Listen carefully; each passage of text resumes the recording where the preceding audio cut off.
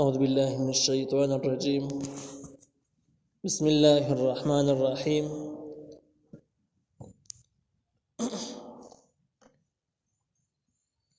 كذبت ثمود المرسلين.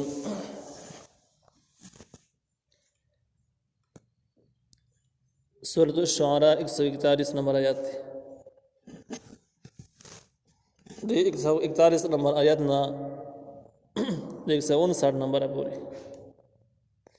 په دې کې 5 نمبر واقعه ذکر کیږي د صالح علیه السلام او د دې واقعي خلاصه هم دغه د چې د آسماني دین او شریعت مخالفت او دشمنی د هلاکت او عذاب ذریعہ جوړیږي او په دې طریقه باندې د قومونه هلاک شوي دي. نو یو قوم بغیر صالح علیه السلام هم دی. الله تعالی وایي کذبت ثمود نسبت د دروغ کړه او سمودیان نیل مرسلین خپل پیغمبران اگر کدی دیو صالح علیه السلام مخالفت کړه لیکن یو پیغمبر نه انکار ټول پیغمبران نه انکار یې د سشوي ک ټوري چې نه منلي. اذ قال لهم اغه وقت جویل دوی ته اخوهم رور د دوی صالح علیه السلام الا تتقون آیات سنې رګی د الله نه چې تاسو دومره ګناونه کوي شرکونه ظلمونه زیاتی کوي. صالح علیه السلام بیان کې حمد لګي 15 جملې ذکر کیږي. سچ د مخکې پیغمبرانو بیانونو نه 15 جملې ذکر شوې دغه شان صالح علیه السلام په بیان کې هم 15 خبرې دي. یو به دا وجه تاسو د الله نه ولې نه ریږي. انی لکم رسول امین یقینا تاسو د لپاره پیغمبر یم امانتدار. یعنی خبرې مخبلی نه دي د الله خبرې دي. ما به د خپل طرف نه کمه زیاتې حمله نه کړي پورا می در رسولې دي.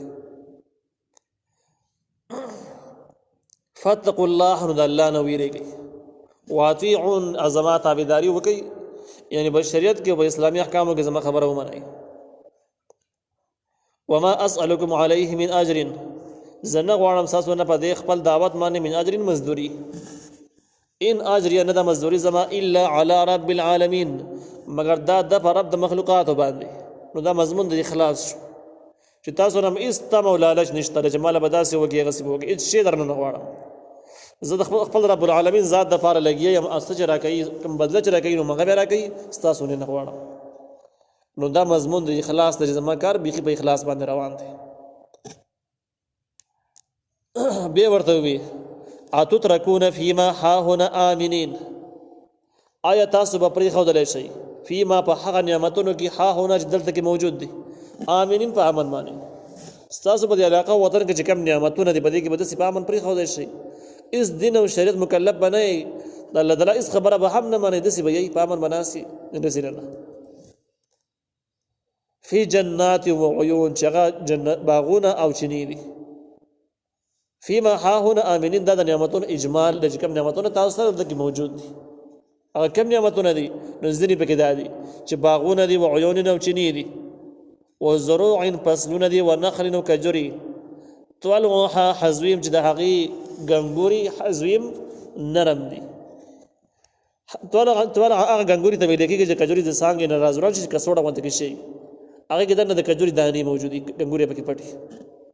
دا ورډ چې د طلع ویل کېږي. عدل کې د غنګوري نه د طلع غنګوري نه مراد د هغه پیداوار او میوه ده چې طلعها حزویم د هغه غنګوري نرم دي یعنی میوه نرم ده. اگر چې د حزیم ډېری معنی نوري هم شریخ مشوره معنی ده. د صالح علیه السلام کوم قوم چې داخله جاگیردار او سرمایدار خلک او مالدار خلک ډېر ځمکې لرلې باغونه لرل چینی لرلې او په دنیوي لحاظ باندې ډېر مالدار خلک او جاگیردار. دویم نمبر د صنعتکار هم ډېر هنرمن خلک هم دا هنرونو باسي ورسره روان دي. نو جاگیرداری او هنرمندی دا دوه نعمتونه الله تعالی د قوم له ورکړیو او د دې نعمتونو په وجه د خلک دومره باغی شو دومره ډاډه شو چې د الله تعالی د دین نه سوچ انکار وکړ. صالح علیه السلام دعوت په مقابل کې هغه الفاظ استعمال نه کوم سره روان دي او باغیان شو چونګې د دوی نعمتونو کوم د باس نه معلومیږي چې دا جاگیردار خلک دي. نو په دې وجه د کجورو د ونو د باغونو تفصیلی خبره پکې رااله. دویم نمبر شو که صنعتکارو هنرمن خلکو نو الله تعالی وایي وترحتون من الجبال بیوتا فارحین او تاسو جوړوي په غرونو کې بیوتا کورونه فارحین فارحین تو معنا د یو دا د چې عبس دې مدار چې فارحین په معنا د تکبر سره هم راځي باطرین عبد الله ابن عباس رضی الله عنهما معنا کړه په باطرین سره تاسو کورونه جوړوي په حالت تکبر کې ځان مغرور کړل متکبر نو د تکبر په خاطر باندې دا نوم ناموس لپاره کورونه جوړوي په غرونو کې او فارحین په معنا د عبس سره هم راځي دا معنا ډېره مشهوره ده بیا به معنا دا چې تاسو په غرونو کې کورونه جوړوي خو عبس جوړوي هیڅ پیدا نشته تاسو دا کورونو ته ضرورت نشته خو بس لګیا خپل د هنرمندۍ هغه مهارت چې کوم دی هغه ښایي او فارحین چې کوم دی دا خپل هنر هغه نمایش ته هم ویل کېږي نو بیا به داسې شي چې وترحتون من الجبال بیوتا فارحین تاسې به تراشل جوړول په غرونو کې کورونه فارحین په داسې حال کې چې هنرمند خلک وي د هنر نمایش کوي هنرمند خلک وي نو بیا به خلاصه دا چې تاسو دغه جاګیرداري سره سم دویم نعمت د هنر هم الله تعالی تاسو له درکړي دی هنرمند خلک وي بیا هم د الله تعالی د نعمتونو او د الله تعالی د دین هېڅ غم ستاسو په سر نشته دومره څه درکړي دي خو بیا هم د دین ذمهواري او خدمت تاسو خپله ذمهواري ونه ګڼله د دین نه باغیان دي دشمنان یې فاتقوا الله د الله نه ویرېږئ واطیعون زما تابعداري وکړئ صالح علیه السلام ورته وویل چې دومره نعمتونه در سره دي د دې نعمتونو تقاضا دا چې تاسو په دین باندې صحیح عمل وکړئ ولا تطیعوا تاسو تابعداري مه کوئ امر المسرفین د کارونو د زیاتې خورو خلکو زیاتې خورو خلکو خبره مه اورئ مسرف هغه چاته ویل کېږي چې په خپل کار کې حد کراس کوي شرعي حدونه کراس کوي شرعي حدونه پروا نه کوي که هغه په عقیده کې دی که په عمل کې دی که په شکر کې دی که په خبرو کې دی خو چې د شرعي حدونو خیال یې نه ساته دا سړی مسرف دی زیاتې خور دی الذین هغه خلک یفسدون فی الارض جورانۍ کې په ځمکه کې فساد معنا مخکې موږ کړې ده فساد هغه سړی چې د انسان دنیاوي ژوند ته خطرې جوړوي او جوړول په مشکل کې چې نقصان یې کوي دا هم مفسد دی ورانۍ کوونکی دی او د انسان دین او شریعت خرابول او ورانول هغې مخې ته رکاوټونه غورځول او د خلکو عقیدې خرابول بیمار جوړول بد اخلاقه کول نو دا هم فساد او را دویم فساد د اولني فساد نه زیات خطرناک دی ځکه دنیا د رسول خرابه کړي نو ډېر چې خراب شي دوله کې دې مړ شي نو بیا هم وړاندې جنت د الله تعالی نعمتونه او احسانات مخې ته روان دي صرف دنیاوي زندګي به دې خراب شي خو که دین یې خراب کړه او دیني لحاظ باندې یې برباد کړلی نو بیا اخوا برزخ او د آخرت اوږد ژوند دی اوږد سفر دی او په دغه کې مرګ هم نشته دی دا بیا انتهایي لوی نقصان دی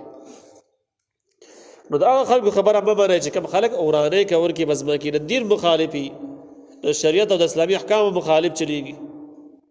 او دغه شان ده کې دنیاوي کارونو کې تاسو دپاره رکاوټ او مشکلات پیدا کوي نو هغې خلکو خبره مه اورئ نو دا د ملګرتیا او د اطاعت دپاره یو طریقې کار هم شو چې تاسو کوم چا سره ملګرتیا کوئ نو دغه خبرو ته به ګوره چې د دین څومره دشمن دی که نه دی او دنیاوي لحاظ باندې دی څومره ضدي دی بدنې درې د خلکو ورانۍ کوي دغه فارمولې به مخې ته کړي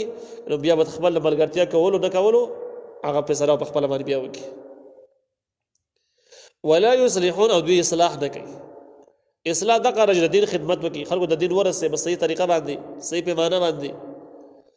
د خلکو د دنیا ضرورت پوره کولو کې هم خپل وس او سوچ جاری قایم وساتي خپل جذبه قایم وساتي نو دا اصلاح ده نو اصلاح مقابل د فساد راځي قالوا دی ویل انما انت من المسحرین یقینا تر جادو کړی شو خلکو نه یې بتا باندې جادو شوی دی اوس د صالح علیه السلام دومره بهترین پوس انداز او خسته بیان نه بعد دغه مغرور او متکبر خلکو ورته جواب کې ویل چې انما انت من المسحرین یقینا تر جادو کړی شو خلکو نه ما انت الا بشر مثلنا نه ته مگر انسان یې زموږ په شان دی د دې خلکو دعوه دا و چې پیغمبر د انسان نشي جوړېدلی بلکې پیغمبرۍ دپاره فرشته پکار ده دا دروغو دعوه وه اصل کې د دې مخې ته یو بهانه جوړه کړې وه لکه ډېر خلک یې د ګیري دشمنان دي نو که ته ورته نصیحت کوې داسې مه کوه هغه تا ته ډنډ جواب درکړي چې یاره ولې اسلام څه په ګیره کې دی دا اوس الټه دلیل اصل کې خبره ده چې د ګیره په اسلام کې د داخله د اسلام یو جز دی، یو حکم دی. او دا بل خبره چې اسلام په ګیره کې نه دی، د خو موږ وایو چې اسلام په ګیره کې نه دی، ځکه چې اسلام په ګیره کې شنو مطلب دا چې د اسلام غونډه د ګیرې نوم دی چې ګیره پرې خبره مسلمان شي نه دی نو بس اسم نه نو احکام به نشته دي. نو د څه خو موږ نه وایو د غزان له کوپریا عقیده ده، او دا د ګیرې خلاف دلیل دی، خو څه الټا بل شان دلیل دی. دغه سي حال دوی او د پیغمبر نه انکار کاوه، د څه به ویل چې ته خو انسان زموږ شان دی او پیغمبر چې پیغمبر انسان دی. فاتر تراوړه بی آیت ونخ ان كنت من الصادقین کته درشتونه نه نو دا مطالبه د معجزې شو چې ځکه ته پیغمبر صحیح انسان یې مخ خو سره نه ووري خو ځکه پیغمبر شولې اوس ثبوت دلیل خو ثبوت سره څه شی دی. د دې واقع پوره تفصیل چې کوم دی په سورې یهود کې تر شوی دی، مخکې سورې اعراف او سورې یهود کې مکمل تفصیل تر شوی دی چې معجزې مطالبه څنګه وکړه څنګه پوره شوله، د احوال الته کتاب شوی دی. قال صالح عليه السلام ورته ویل هذه ناقة لها دا یو خرج د یو کې د پاره شرب یو نمبر د وبو دی، ولکم استاد د پاره شرب یوم معلوم نمبر د وبو د ورځې معلوم دی. دا لنډه خبره شو. حاصل دا شو چې بس دوی ګټه یادول چې د ګټې درلو خره پیدا کا ژوند دی او دا وخت بیا لنګم شي او بیا ټول کلی له شودم ور کوي نو اله موږ مرجع او ته پیغمبري. دا خو مشهوري خبرې د جخوی بد باندې بسیار چا خوې خرابې باندې سره ډېرې زیاتې. نو بس صالح علیه السلام د الله نه سوال وکړو، غونډه ګټه وخوځېدله د هغې نه یو خې راودنګل او غونډ قوم ورته ولاړ دی ګوري ورته. دا وخت چې کله راودنګل په دغه ځای کې ورسره لنګ هم شوه بچی یې وکړو او بیا د دغه کلي چې کومه غټه چینه وه کویې و نو صالح علیه السلام ورته وویل چې دا خو معجزه ده زما د پیغمبرۍ ثبوت دی، اوس د دې خپل حقونه دي خپل آداب دي د هغې به خیال ساتئ. حق دا ده چې دغه چینې اوبه به نمبر شوې، یو ورځ به د دې وښې نمبر یې غونډې به بس کي او بله ورځ به ستاسو نمبر یې په خپلو څارویو باندې به بس کوي. نو که به د یو ورځ ځان اوبس ټول کوئ او که هر څه طریقه چې کوئ خو د یو ورځ باندې کوي چې کله د وښې نمبر یې تاسو به اوبه د کوي نه وړئ او چې کله د وښې نمبر تېر شو بیا اوبه وړئ بیا ستاسو نمبر دی. زه د تاریخونو دام لیکلي دی چې کله به د وښې د اوبو نمبر و خلکو به لوښي راوړل او دغه لوښو کې به یې د وښې شوده ویوړل، څومره به چې اوبه لګېدې دومره به یې شوده پکې ویوړل. خو دا خلک چې کوم دا متکبر او بد عمل او ضدي او ګمراه او دې احسانات او نعمتونو پې هېڅ اثر ونه کړو. نو صالح علیه السلام دې ته ویلي و چې دا اوښه ده لها شرب دې دپاره یو نمبر د اوبو دی، ولکم ستاسو دپاره شرب یوم معلوم نمبر د اوبو د ورځې معلوم دی. تاسو خپل معلوم نمبر دی خپل نمبر دی د دې نمبر به خیال ساتئ. ولا تمسوها بالسوء تاسو بدل سوي ته هیڅ قسم تکلیف دی آداب دي چې څنګه دا معجزه د پیغمبري دلیل دی تاسو بر دې احترام کوئ ادب به کوئ خیال به ساتئ او بیا ادبۍ کې به دومره نه تېزېږئ چې په تېره تکلیف ورته ورسوئ تکلیف به بیخي نه ورکوئ. فیأخذکم عذاب یوم عظیم نو بیا به نیسي تاسو لره عذاب د ورځې لوی ورځې عذاب به تاسو نیسي بیا به تاسو مجرمان تصوري عذاب به راځي. فعقروها نو دوی شاله کړه عقر خپې کټ کول ته ویل کېږي باور سره کې د یوښې د خپې ووالې کټ یې تې کړې ژوندۍ یوښې نه دا د دوی د بغاوت او د ظلم او د تکبر او د بد اخلاقۍ انتها وه چې دوی ته دا ویلی شوي چې تاسو به د تکلیف هم نه رسوئ دا د پیغمبرۍ دلیل پیغمبري به ومنئ اسلام به راوړئ اسلام خو یې رانهوړ بیا د هغې نه بعد د تکلیف نه منع شوي چې تکلیف به نه رسوئ ادب به یې کوئ تکلیف او ادب څه کوي چې خپې ته به توره باندې ووالې کټ یې تې کړې شله یې کړله او د هغې نه بعد یې مړه کړله نو فعقروها شله یې کړه فاصبحوا نادمین بیا وروسته دوی وګرځېدله پښیمانه چې کله عذاب اثار شروع شو دوی پښیمانه شو چې غلط کار هم کړی دی خو بیا پښیمانتیا کار نه کوي ځکه چې عذاب کله شروع شي بیا شروع شوی او دوی به دا چې تشه پښیمانتیا کار هم نه کوي صبح چې به د خدای توبه نه ویستلي ایمان دې نه راوړی نو تش مړه کې پښیمانه شو دنیا وران شو هېڅ هم نه کوي دغه پیدا نه کوي نو وروسته دوی پښیمانه شو. دا بس مخکې تر شوی ده چې آیا غوړ قوم راغی دا اوښه زخمي کړله خپې ته ووالې یو کس ته ووالې دا څه چل شوی تاریخونو خدای نقل کړي مخکې دا بحث تېر شوی دی چې په دې کې یو سړی و د قدار بن صالب په نوم باندې او دا کار هغه کړی و نور قوم نه و کړی لیکن دا قوم چې خوشحاله مطمئن و چې دا کار ټیک دی وایي په خپله ګوتې نه شي وروړلی خو که چا دا اوښه مړه کړله نو ښه کار دی چې مړه شي ښه ده چې د اوبو نمبر چې کم دی نو بس ختم شي مستقل زموږ د اوبو نمبر شي نو چونکې دا قوم یې به د جرم باندې راضي و نو په دې وجه دا نسبت یې غونډ قوم ته وشو چې ګویا دا جرم دې ټول قوم کړی دی همدغه مسله د قیامت پورې ده چې کله یو کس جرم وکړي او باقي خلک یې تایید وکړي چې او ټیک کار یې کړی صحیح کار یې کړی دی او داسې په کار و نو دې نه بغیر نه کېدله نو جرم به یو کړی خو دا شماره پکې دا ګناهګار پکې ټول خلک یو شان ګناهګار دي د ګناه تایید کول دا داسې دی که تا چې په خپله باندې کړي نو په دغه وجه باندې څومره قومي مشران وطني مشران چې جرمونه وکړي او خلک ولا لګیا استفایانې ولا بیانوي او ځان ورله وجدي